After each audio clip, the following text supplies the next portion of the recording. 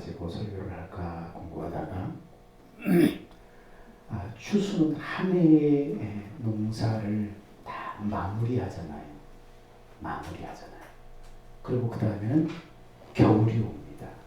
그 혹독한 겨울이 오기 전에 한 해 동안 씨앗을 뿌리고 싹이 나서 열매를 맺는 그 모든 수고한 뿌린 것들의 결실을 거두는 날, 그게 바로 이제 추수감사의 그 의미인데, 이것을 그냥 눈에 보이는 어떤 세상적으로만 어떤 수고의 결실이 아니라 이것을 영적인 차원에서 영혼의 겨울이 올 것이다. 우리 영혼도 영적인 세계에도 이 땅에서 씨앗을 뿌리고 심고 가꾸고 성장해서 하나님이 우리의 영혼을 추수할 때가 있다. 그래서 영혼을 위한 준비를 우리는 했는가? 영혼의 추수 때를 대비해서 우리 영혼을 준비했는가? 이런 부분에 대해서 초점을 맞추고 우리가 말씀을 준비했습니다. 영혼을 위한 준비라는 제목으로 누가복음 16장 19절에서 31절 말씀을 가지고 말씀을 같이 전하기를 원합니다. 벌써 이제 쌀쌀하지요. 아침 저녁으로 완전 추워요. 그래서 잘못하면 감기 들 수 있어요. 날씨가 덥던 그런 날씨가 싹 사라져 버리고 이제는 추위 때문에 감기를 걱정해야 될 그럴 계절입니다. 그래서 이제 찬바람이 불고 아침 조석으로 쌀쌀해지면 제일 먼저 제가 뒤뜰이는 화초들을 들여놓기 바빠요. 조금만 늦었다 싶으면 냉이 들어가지고 뒤로 놔도 나중에 새까맣게 다 죽어버려요. 그래서 부랴부랴 지금 화분을 챙겨서 들여놨어요. 길거리에 가보니까 노란 은행잎들이 벌써 막 바람에 우수수 떨어지고 있어요. 우리가 가끔씩 해년마다 또 공설운동장에 단풍이 한참일 때 가서 우리가 사진을 찍고 교회 앨범에다가 사진 콘테스트를 해서 이렇게 막 넣기도 했는데, 그 공설운동장에 가보니까 단풍이 아주 이쁘게 막 익었어요. 빨갛게 익고 그 다음에 막 그 잎들이 막 바람에 우수수 날린 것을 보니까, 그래서 목사님들 모임을 이 공설운동장에 가서 단풍 밑에 가서 사진을 찍고 소풍을 간 적이 있습니다. 그렇습니다. 언제나 이렇게 시작이 있으면은 항상 마지막이 있다는 거예요. 시작이 있으면 결국 끝이 있다는 거예요. 엊그제 시작한 것 같잖아요. 우리가 벌써 이 2021년 시작이 바로 엊그제 같아요. 우리의 이 마음에는, 우리의 느낌에는 얼마 안 된 것 같아요. 근데 벌써 뭐예요? 마지막이 가까워졌듯이 이 땅에 태어난 우리 인생도 마찬가지라는 거예요. 우리 인생도 이제는 뭐를 향해 간다는 거예요? 종말을 향해 간다는 거예요. 인생의 가을을 향해서 계속 간다는 거예요. 그런데 우리 그리스도인들은 인생의 종말, 그것이 끝이 아니라 그 종말에 다시 우리는 시작이 있다는 것을 우리 믿는 거예요. 세상의 모든 만물은 시작했다가 정말 끝으로 사라지는데, 세상의 자연 만물도 꽃이 피고 열매를 맺고 겨울이 돼서 끝이 나버리는데, 그러나 우리는 어때요? 이 땅에 태어났으면 이 땅에 정말 죽음으로 끝나는 것이 아니라 그 죽음이 바로 우리는 새로운 시작이 있다는 것을 믿는 거예요. 예수 믿는 믿음의 삶이 죽음을 마지막이 아니라 새로운 출발점으로 만들게 된 것입니다. 이것을 깨닫고 준비하는 것이 뭐예요? 그리스도인의 삶이에요. 믿음의 삶이에요. 그러므로 오늘 여러분 모두는 인생의 마지막을 죽음으로 끝나는 삶이 아니라 그 죽음이 새로운 출발점이 다 되시기를 예수 이름으로 축원드립니다. 예수님께서 오늘 본문에 보니까 두 종류의 삶과 죽음에 대해서 말씀을 하셔요. 예수님께서 비유로 주신 이야기 중에 오늘 말씀은 이름 모를 어떤 부자와 그리고 나사로라고 하는 거짓 나사로의 삶과 죽음을 서로 대조하면서 보여주고 있습니다. 부자는 애굽에서 수입한 값비싼 명품, 그 당시에 세마포로 옷을 해입고 호사의 극치를 누리며 살고 있었어요. 세상의 부요함이 가져다주는 온갖 편의와 위세를 마음껏 누리면서 죽음이나 고난에 대해서는 아무런 관심도 보이지 않았어요. 왜요? 지금 현재의 삶이 너무나 즐겁고 괜찮으니까 고난, 죽음 이딴 것은 생각지도 하기 싫은 거예요. 여러분, 그렇다고 해서 그도 인간인데 죽음을 피해갈 수 있을까요? 아니에요. 육체의 죽음은 피할 수 없어요. 내가 관심을 갖든 갖지 않든 간에 육체의 죽음은 누구에게나 다 찾아오는 거예요. 어느 날 육신의 죽음으로 그 호사스러운 삶이 끝나게 되자 그에게 찾아온 것은 허망하고 고통스러운 결과가 그에게 찾아왔다는 것입니다. 그러면 그가 단지 이 땅에서 부자로 살았기 때문에 이런 비극적인 종말을 맞이한 것이냐? 아니라는 거예요. 부유한 삶 자체가, 이 땅의 호사스러운 삶 자체가 비극적인 종말로 이어지는 것은 아니에요. 성경에 보니까 믿음의 조상 아브라함과 그 다음에 그 아들 요셉과 그 아들들은 뭡니까? 하나님의 은혜로 이 세상에서 부유한 삶을 살았어요. 믿음의 조상이라고 하는 그들도. 그리고 여러분 고난의 표상인 욥도 없습니까? 괴로운 그런 괴로운 고난 끝에 하나님께서 갑절의 소유물을 얻어서 행복한 노후를 보내게 하셨다고 성경은 기록하고 있습니다. 부유하게 살았다는 그 자체가 비극적인 종말로 떨어지는 건 아니라는 거예요. 그렇다면 이 부자는 무엇이 문제였을까요? 무엇보다도 영혼을 위한 준비가 없었다는 거예요. 이 땅에 사는 동안 영혼을 위한 준비를 하지 않았다는 거예요. 그 사람의 삶은 뭐예요? 오직 자신과 자기 가족들만 잘 먹고 잘 사는 땅의 양식만을 위해서 살아왔습니다. 영생의 양식에 관해서는 철저하게 무관심했다는 거예요. 그 부잣집 때문에 벌어진 질병과 굶주림으로 죽어가는 거지가 있었지만 그는 그곳에서 철저하게 외면당했다는 사실이 그것을 잘 보여주고 있습니다. 이 땅에서 나만 잘 먹고 내 가족만 잘 먹고 잘 살면 끝이라는 그런 삶을 살았다는 거예요. 다른 사람들에 대해서는, 영생에 대해서는, 죽음 이후의 삶에 대해서는 아무것도 관심을 가지지 않았다는 것입니다. 사람이 죽어서 장례를 마치고 난 다음에 그 영혼을 기다리는 것은 어떤 것이었어요? 불타는 음부의 고통이 그를 기다리고 있었어요. 불붙는 음부의 고통이 그들을 기다리고 있습니다. 반면에 이 부잣집 대문간에서 거지로 살고 있던 이 나사로라는 이름의 뜻은 하나님의 도움이라는 뜻의 이 나사로의 이름, 이 거린의 삶은 어떻습니까? 그는 병든 몸으로 빵 한 조각을 얻으려고 애쓰는 가엾은 그런 실존이었습니다.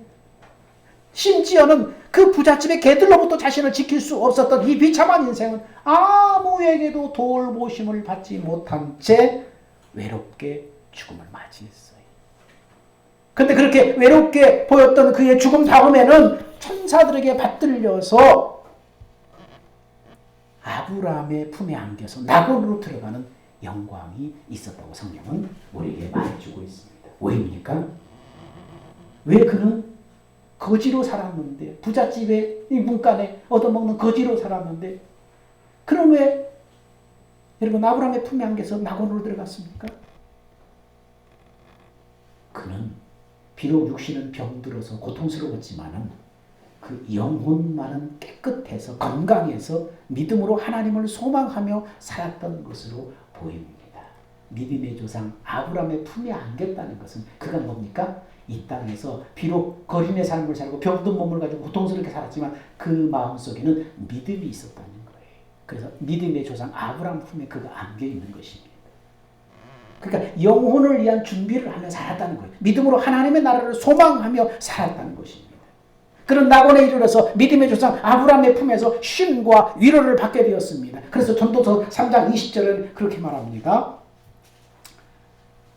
전도서 3장 20절에 자 봅시다. 같이 한번 읽어볼까요? 시작.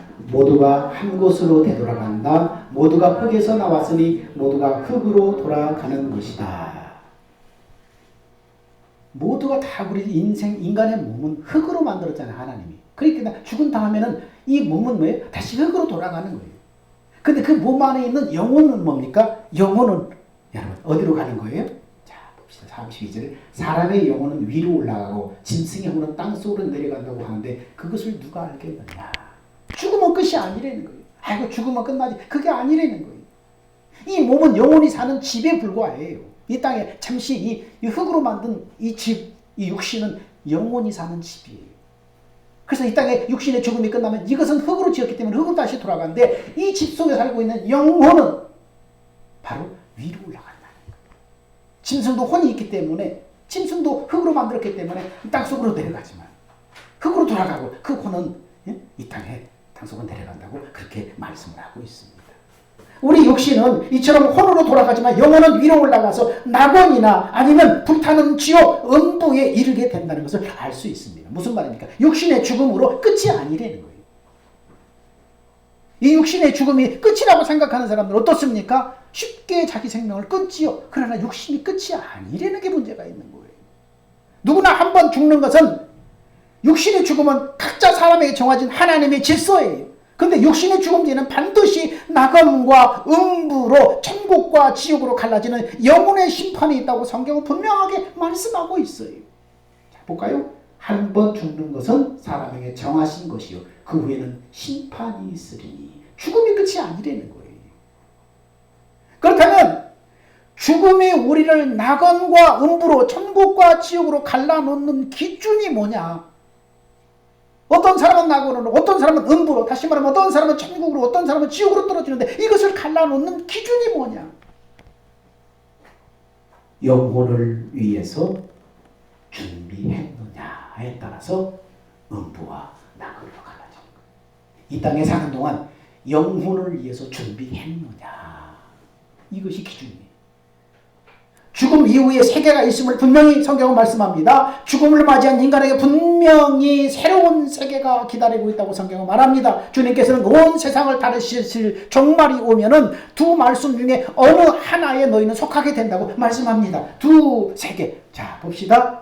종말이 오면 이 두 세계 중에 하나에 속합니다. 자, 첫 번째는 어떤 사람입니까? 시작. 그때 왕이 오른편에 있는 사람들에게 내 아버지의 복을 받은 사람들아 와서 세상이 창조된 때부터 너희를 위해서 준비된 나라를 물려받아라. 왕은 바로 하나님을 말합니다.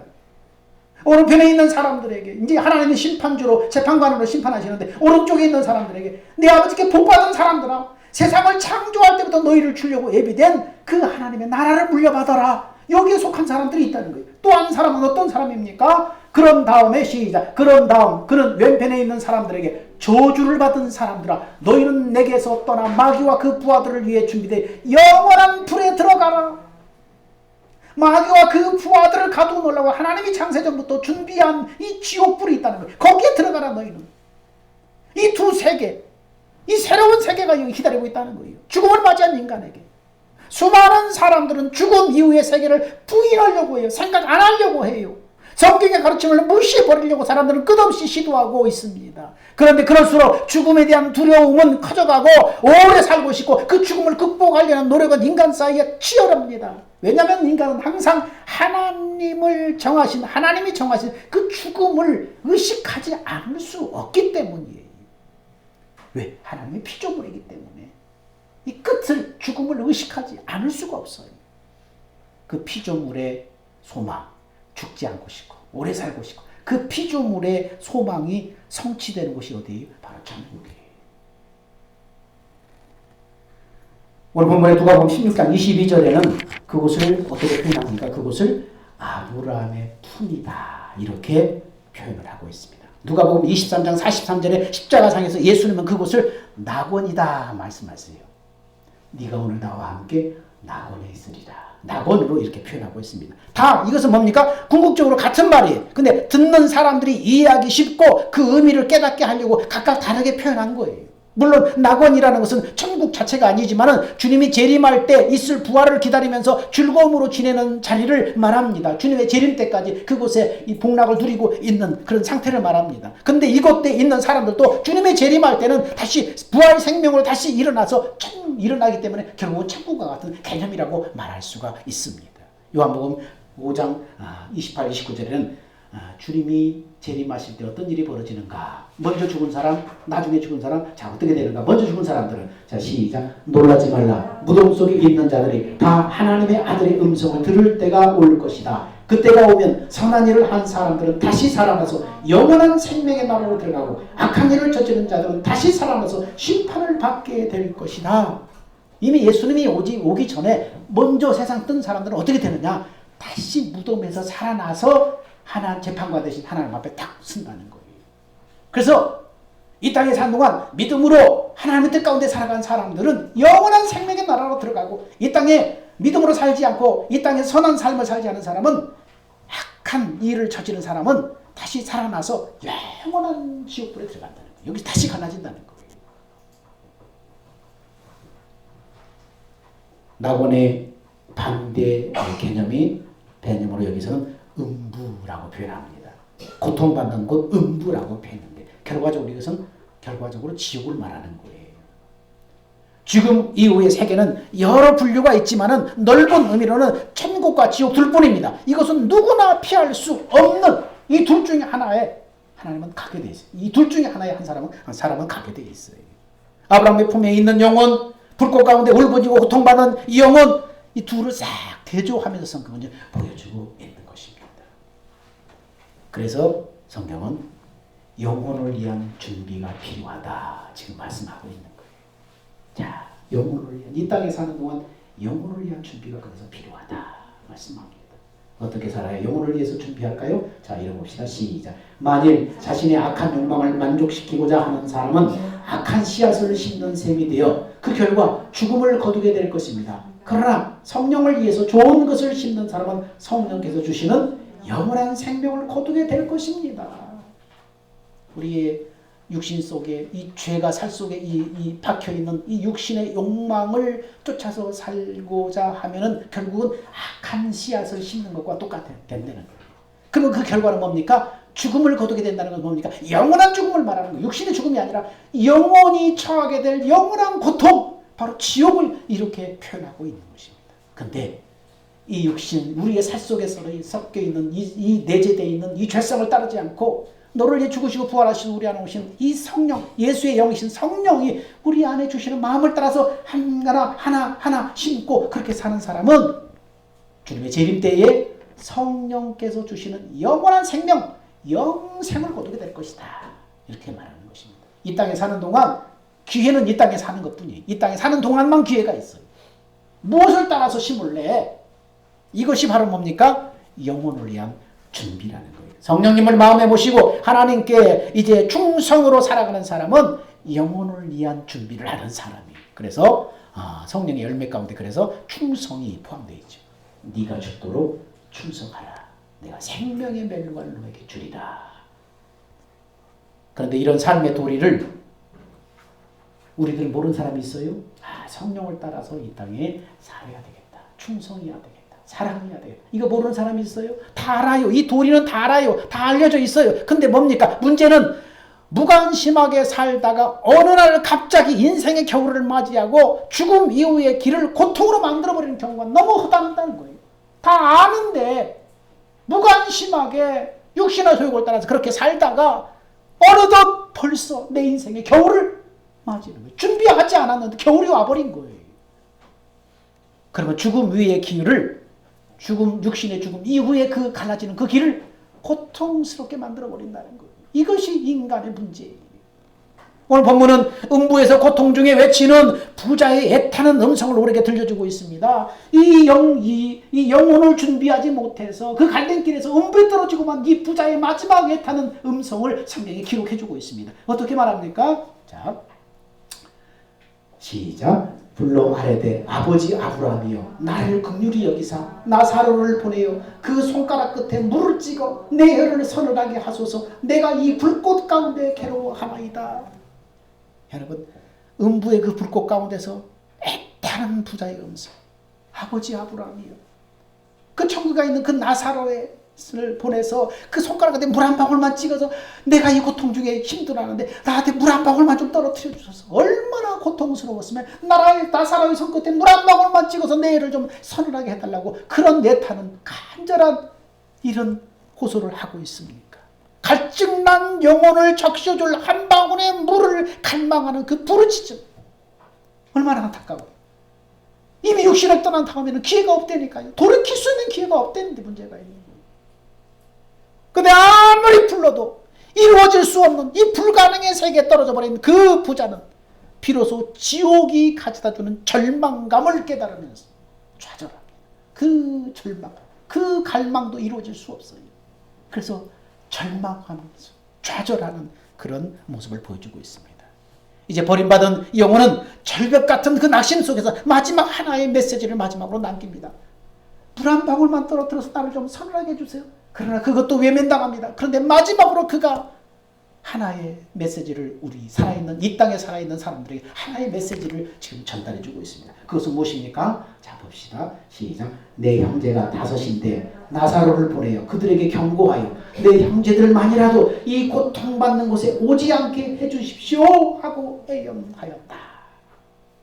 자신은 이미 이 천국과 지옥, 이미 육신을 벗어버려서 육신을 벗은 다음에 천국과 지옥이 있다는 사실을 영적인 눈이 띄어져서 금방 아는 거예요.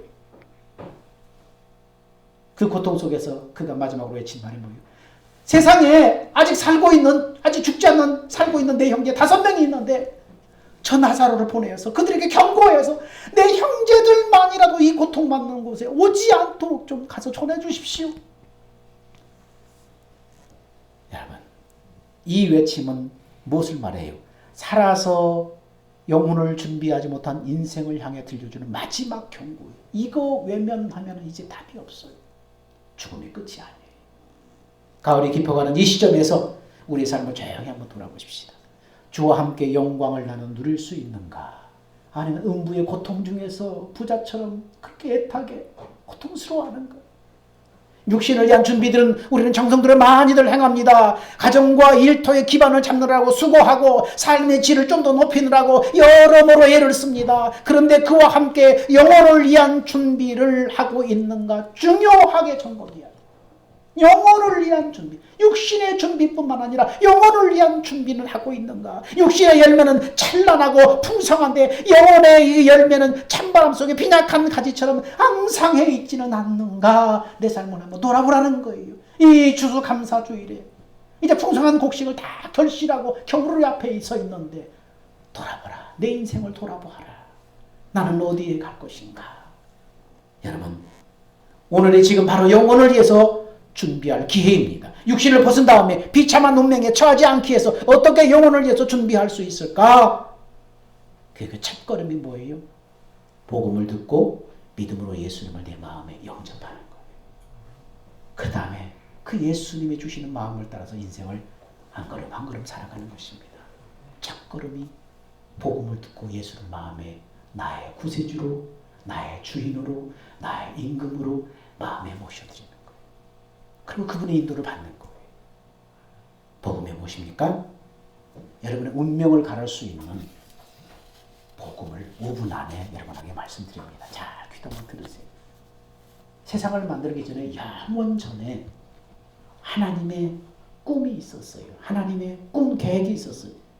그 하나님의 꿈, 하나님의 약속은 뭐냐면 하나님의 형상대로 인간을 만들어서 인간을 그렇게 창조해서 그 창조한 육신 안에다 하나님의 영원한 생명으로 나아서 그 생명으로 하나님과 하나가 되어서 인간을 육신 안에서 양육하는 거예요.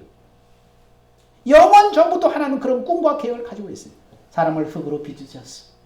그 안에다가 하나님의 생명으로 그 영혼을 낳아서 이 땅에 사는 동안 그 육신 안에 그 영혼을 성숙시키고 키우는 거예요. 부모가 자녀를 키우듯이 그렇게 키우는 거예요.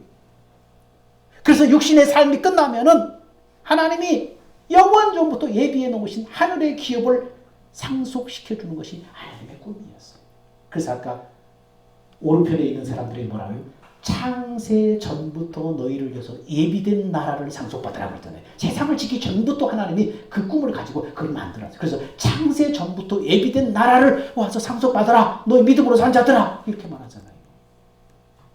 그 하나님의 꿈과 그 하나님의 약속을 이루기 위해서 하나님이 비로소 세상을 창조한 거예요. 그리고 인간도 창조한 거예요. 그리고 에덴 동산을 창조했어요. 그리고 거기에다 세상 최초의 이 인간 아담과 하와를 그곳에 살게 했어요. 그런데 인간은 마귀의 유혹으로 타락해버리고 말아요. 하나님의 말씀을 듣고 살기보다는 마귀의 말을 듣고 마귀에게 순종해서 범죄함으로 타락하고 말아요. 마귀에게 순종해서 타락해봄으로 말미암아서 마귀의 종이 되고 말아요. 그래서 이제는 마귀가 그 인간 안에다가 뭘 집어넣어요? 욕심을 딱 집어넣어줘서 그 욕심이 사람을 계속 충동해서 욕심을 따라 살게 만들어요. 더 부자 되고 더 많이 갖고 더 누리고 계속 육신의 정욕과 안목의 정욕과 이생의 자랑 더 많이 계속 욕망을 주어서 평생 그것을 쫓아 살게 만들어서 구원받지 못하게 하는 거예요. 이 마귀의 종으로 살게 만드는 거예요. 마귀는 죄인된 인간을 종 삼아서 계속해서 그의 인생을 도적질하고 죽이고 나중에 멸망시켜서 육신이 끝난 다음에 지옥 형벌 속에 끌고 들어가는 것이, 그것이 인간의 운명이었어요. 이런 비참한 운명을 하나님께서 아시고 인간을 구원하시겠다고 약속하셨어요. 마귀의 그 종됨에서 인간을 구원해 주시겠다고 에덴 동산에서 하나님이 약속하셨어요. 그리고 그 약속대로 때가 되어서 하나님께서 그 약속을 이루어 주시려고 하나님의 독생자를 세상에 보내주신 거예요. 그 독생자 예수님은 인간의 죄를 위해서, 하나님의 약속 성취를 위해서 인간의 죄를 대신 담당해서 십자가에 피 흘리시고 고난받으시고 고통 가운데 그 죄값을 당신의 몸으로 다 받으셔서 대속하여 죽으셨어요. 그리고 부활하셨어요. 그리고 하늘로 승천하셨어요. 그리고 하나님의 꿈과 약속, 그리고 그 약속의 성취를 위해서 예수께서 이루신 일을 믿고 예수를 나의 구주로, 나의 하나님으로, 나의 주인으로 내 마음에 모셔드린 사람에게 그 부활의 주님이 영으로, 바로 성령으로 그 사람 안에 임하셔서 하나님의 생명을 낳아주시는 것입니다. 그래서 요한복음 3장 16절은 이렇게 말해요. 하나님이 세상을 이처럼 사랑하사 독생자를 주셨으니 이는 그를 믿는 자마다 멸망치 않고 영생을 얻게 하려 하심이라. 하나님이 마귀의 종된 죄 가운데 그렇게 죽어가는 인생을 사랑하셔서 당신의 사랑하는 독생자를 보내셔서 십자가에 죽으셔서 죄값을 담당하게 하셨어요. 그리고 부활하시고 승천하셔서 이제 그를 믿는 자, 그 예수를 나의 구주로, 나의 주인으로, 왕으로 마음에 모셔드리는 사람은 영생 얻게 하겠다 약속하셨어요. 그리고 이렇게 말합니다.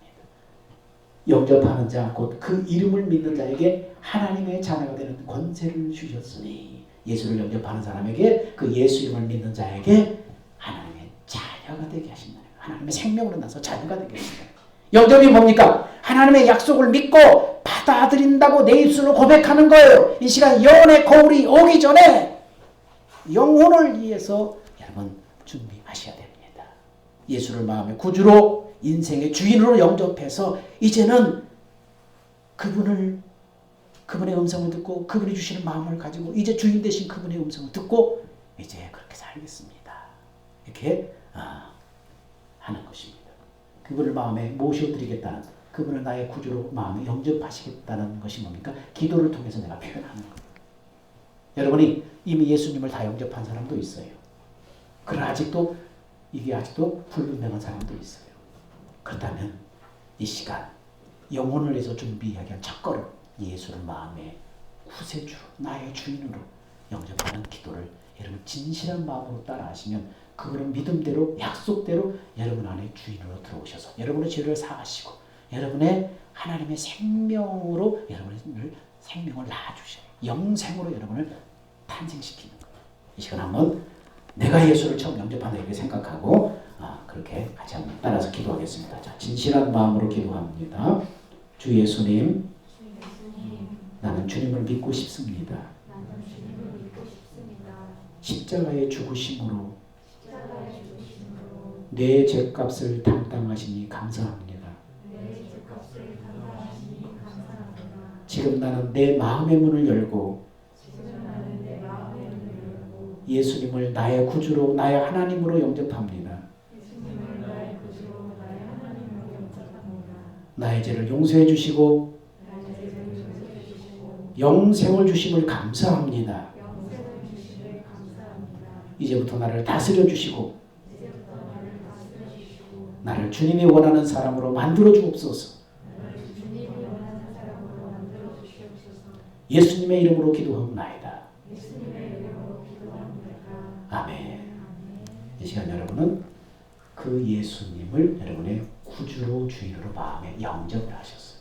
이제부터 이제 영생을 위한 준비를 이제 마쳤어요. 이제는 어떻게? 이제 살아가야 돼. 이 땅에서 어떻게 살아가느냐? 선한 일을 하며 살아가느냐? 악한 일을 하며 살아가느냐?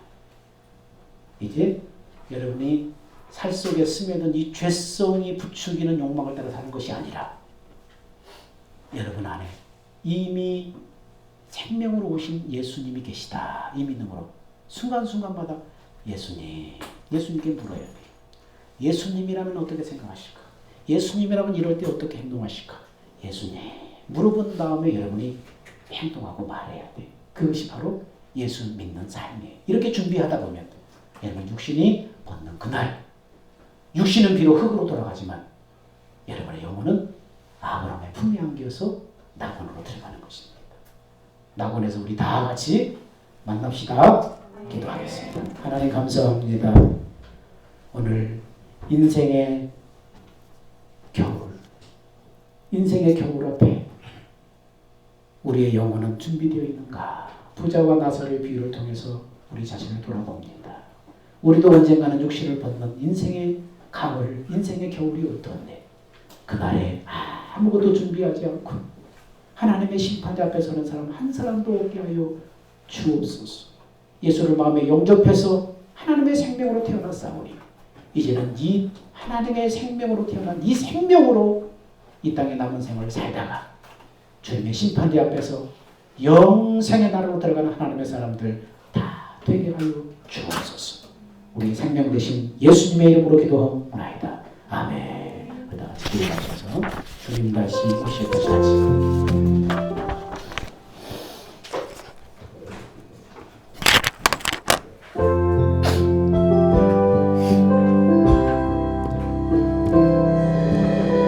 주님 다시 오실 때까지 나는 이 길을 가리라. 좁은 길 나의 십자가 나의 가는 나는 주님을 보리라. 영광의 그 주님 나를 맞아주신 주님 다시 오실 때까지 나는 일어나 달려가리라. 주의 영광은 남겨볼 때 나는 일어나 노래하리. 내 사모하는 주에게 온 세상 구주시고 내 사모하는 주에게 영광을